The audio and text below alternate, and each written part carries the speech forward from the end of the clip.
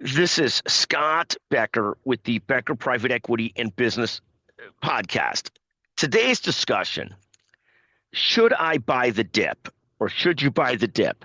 So here's the great question. People ask as though they could really time markets and really understand when a dip is a dip or when it's just the start of a dip. There's all these different phrases, these idiomatic type phrases like don't catch a dropping knife or something like that.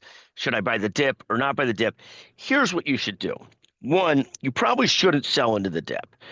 Two is you don't know when the dip is. What you really want to do is take the time to study what is the right allocation for yourself and your family in terms of what should be your balance of stocks versus bonds.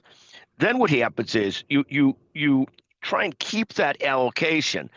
And everybody's got a different sense of what that allocation should be. The old adage is if you're young, you could have a much higher allocation in equities because you could live for the long run and know that it'll likely bounce back.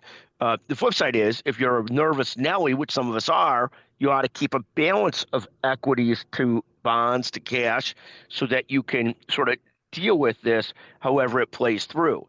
I know 100 years ago when I was much younger, and so one of the first market crashes of my lifetime, I spent so much time on allocation studies to understand what allocation works for me from a behavioral finance perspective. This, of course, made me the investor version of a nervous Nelly or whatever you want to call it. But it is what it is. You got to figure out what works for you.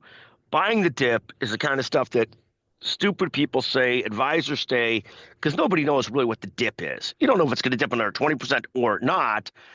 What you do know is if you keep an allocation that's the right allocation for you, that you can live with the downside, win on the upside, then that's what you want to work towards is the right allocation for you.